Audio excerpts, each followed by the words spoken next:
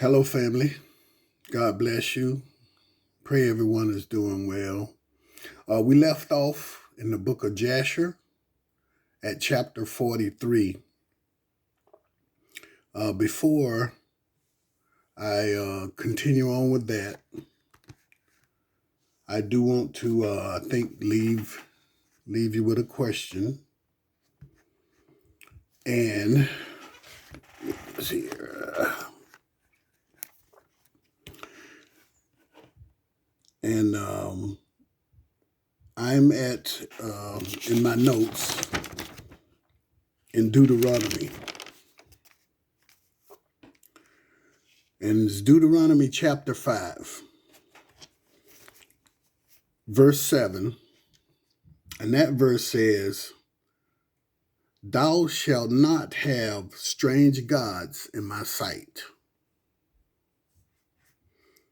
Verse 8, "Thou shalt not make to thyself a graven thing, nor the likeness of any things with an S that are in heaven above, or that are in the earth beneath, or that abide in the waters under the earth.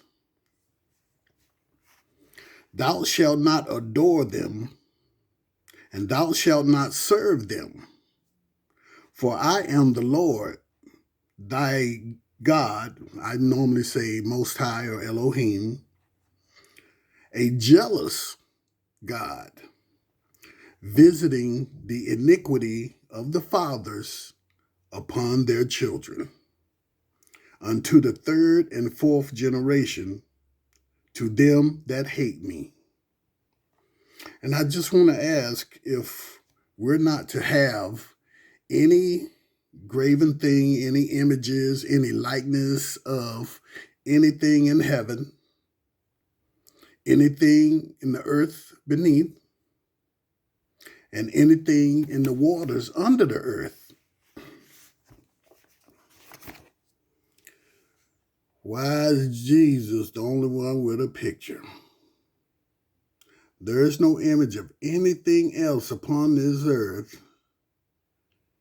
And then the devil, Jesus, gets an image, the only image out of everything on this earth. And he gets an image. That right there, family, should let you know it's an idol created to lead us away from the one true and only sovereign God, the Most High. So just kind of, think about that and the condition we were in and how we got in it. And that's part of the reason, but it's not close, but that's part of the reason. Why worship any image when we're told not to? And Deuteronomy's in the Old Testament. One of the books Moses wrote down when he talked with the Most High. So now I'll pick up here on chapter 43 in the book of Jasher, where we left off. In verse 1, "When the sons of Jacob had sold their brother Joseph to the Midianites, their hearts were smitten on account of him, and they repented for their acts. And they sought for him to bring him back, but could not find him." Verse 2, "Reuben turned to the pit in which Joseph had been put in order to lift him out and restore him to his father. Reuben stood by the pit and heard not a word. He called out, 'Joseph, Joseph,' and no one answered or uttered a word. And Reuben said, 'Joseph has died through fright, or some serpent has caused his death.' Reuben descended into the pit, searched for Joseph, and could not find him in the pit, and he came out again. And Reuben tore his garments, and he said, "The child is not there.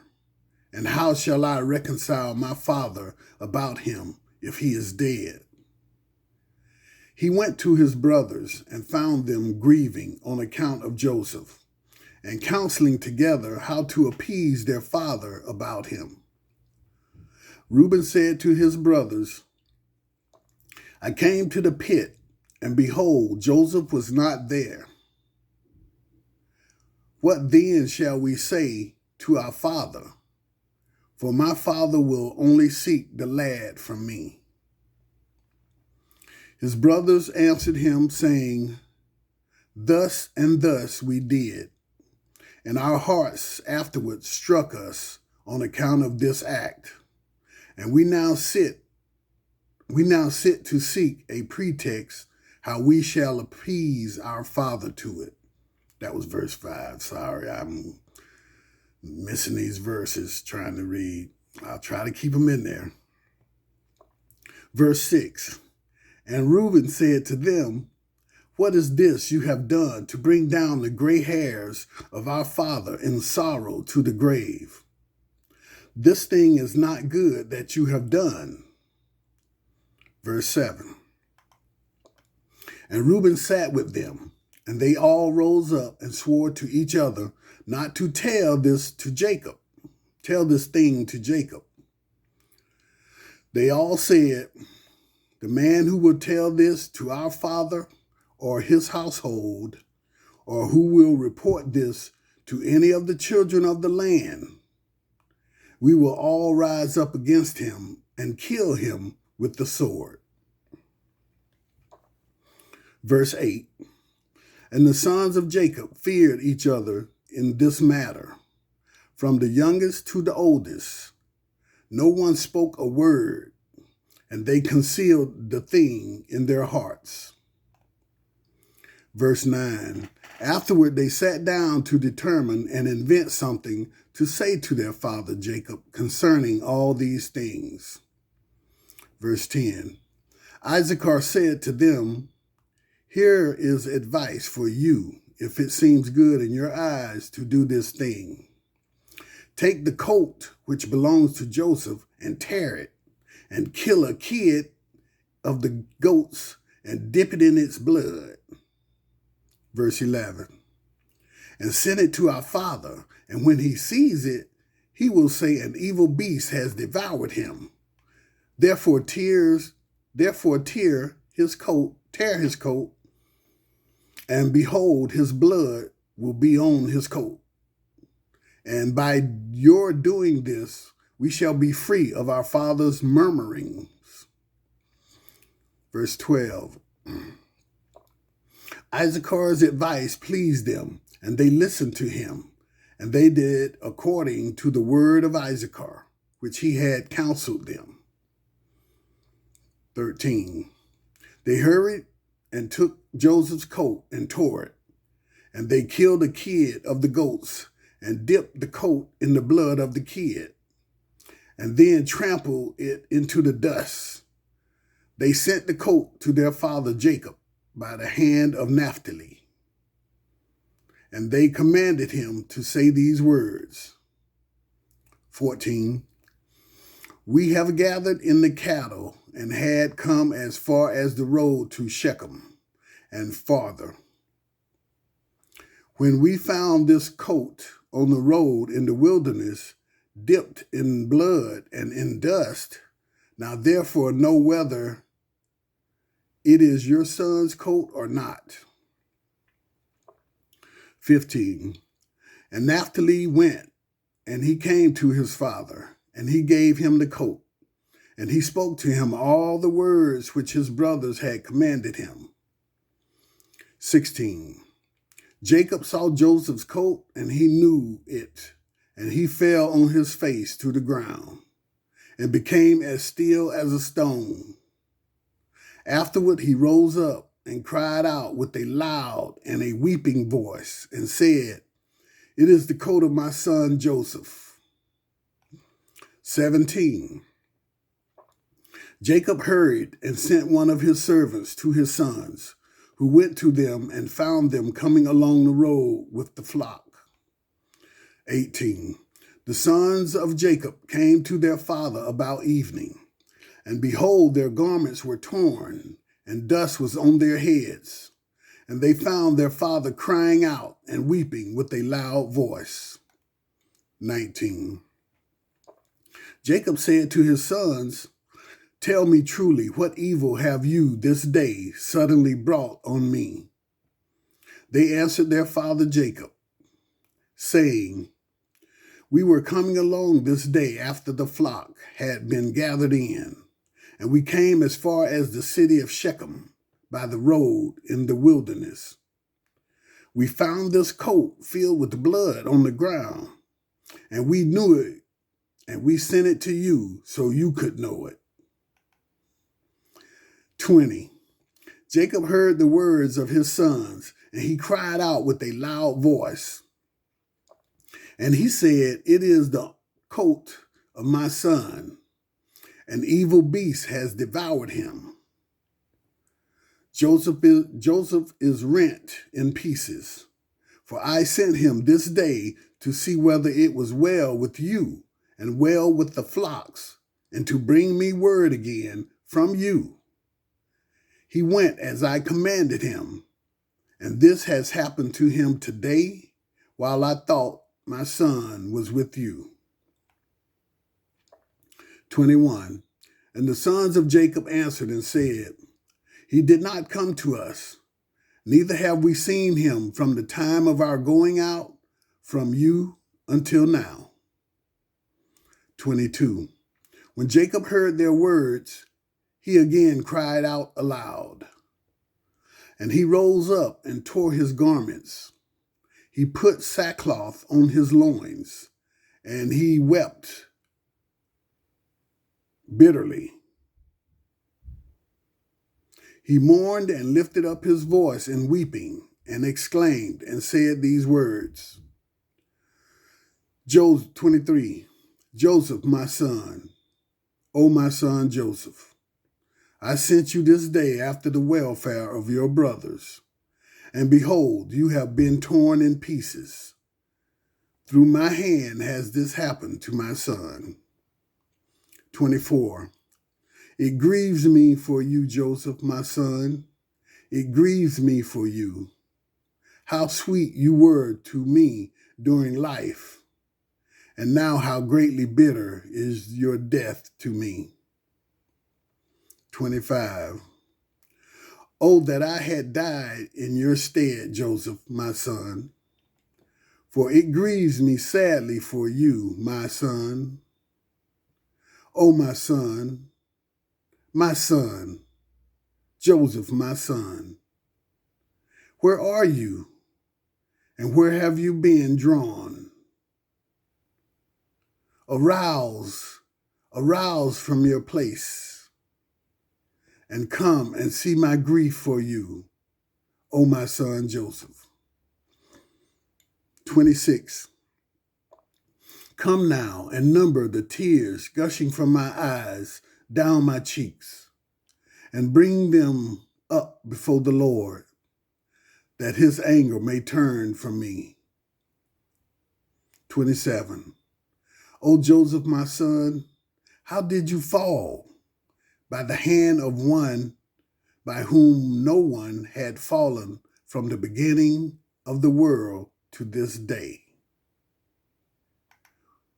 For you have been put to death by the smiting of an enemy, inflicted with cruelty, but certainly I know that this has happened to you on account of the multitude of my sins.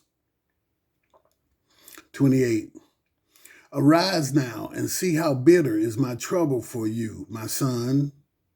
Although I did not rear you, nor fashion you, nor give you breath and soul, but it was God, Elohim, or Most High, who formed you and built your bones and covered them with flesh and breathed in your nostrils the breath of life. and then he gave you to me. 29. Now truly, the Most High, who gave you to me, he has taken you from me. Such then has happened to you. 30. And Jacob continued to speak like these words concerning Joseph, and he wept bitterly. He fell to the ground and became still. 31. All the sons of Jacob, seeing their father's trouble, repented of what they had done, and they also wept bitterly. 32. And Judah rose up and lifted his father's head from the ground and placed it on his lap. He wiped his father's tears from his cheeks, and Judah wept a very great weeping, while his father's head was reclining on his lap, still as a stone. 33. The sons of Jacob saw their father's trouble, and they lifted up their voices and continued to weep. Jacob was yet lying on the ground, still as a stone. 34. And all of his sons and his servants' children rose up and stood around him to comfort him, and he refused to be comforted. 35. The whole household of Jacob rose up and mourned to a great mourning on account of Joseph and their father's trouble. And the sad news reached Isaac, the son of Abraham, the father of Jacob, and he wept bitterly on account of Joseph, he and all his household. He went from the place where he lived in Hebron, and his men with him, and he comforted Jacob, his son, but he refused to be comforted. 36. And after this, Jacob rose up from the ground, and his tears were running down his cheeks. And he said to his sons, Rise up and take your swords and your bows, and go forth into the field, and seek whether you can find my son's body, and bring it to me, that I may bury it. 37.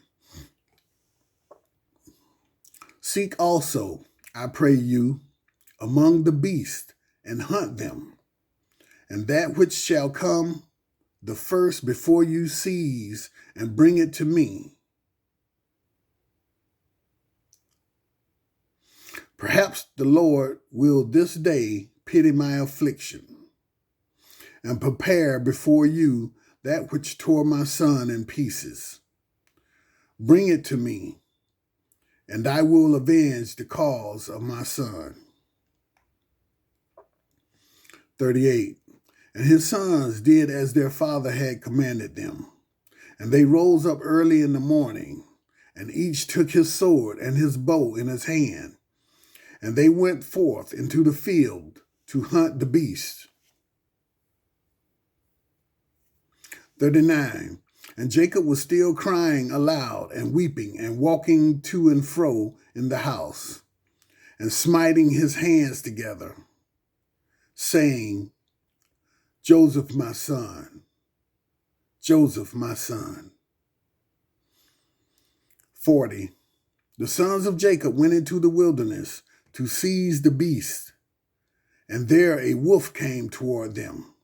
They seized him and brought him to their father, and said to him, This is the first we have found, and we have brought him to you as you did command us.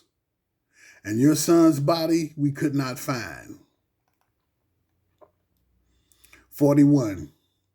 And Jacob took the beast from the hands of his sons, and he cried out with a loud and weeping voice. Holding the beast in his hand, he spoke with a bitter heart to the beast. Why did you devour my son Joseph? And how did you have no fear of the Most High of the earth? or of my trouble for my son Joseph. 42. You did devour my son for nothing. He committed no violence. I was responsible for him. The Most High will require him that is persecuted. 43. And the Lord opened the mouth of the beast in order to comfort Jacob with its words. And it answered Jacob and spoke these words to him. 44. As God lives, who created us in the earth, and as your soul lives, my Lord, I did not see your son, neither did I tear him to pieces. But from the distant land I also came to seek my son, who went from me this day. And I know not whether he is living or dead. 45. And I came this day into the field to seek my son, and your sons found me, and seized me, and increased my grief, and have this day brought me before you. And I have now spoken all my words to you. 46. Now therefore, O Son of Man, I am in your hands, and do to me this day as it may seem good in your sight. But by the life of Elohim who created me, I did not see your son, nor did I tear him to pieces. Neither has the flesh of man entered my mouth all the days of my life. 47. When Jacob heard the words of the beast, he was greatly astonished, and sent forth the beast from his hand, and she went her way. 48. And Jacob was still crying aloud and weeping for Joseph day after day, and he mourned for his son many days. That's the end of chapter 43, family. But as I spoke before the video, as of worshiping idols and things of that nature, just think about it. Open your Old Testament, and you will find more history of our family and instruction. Bless you all, family.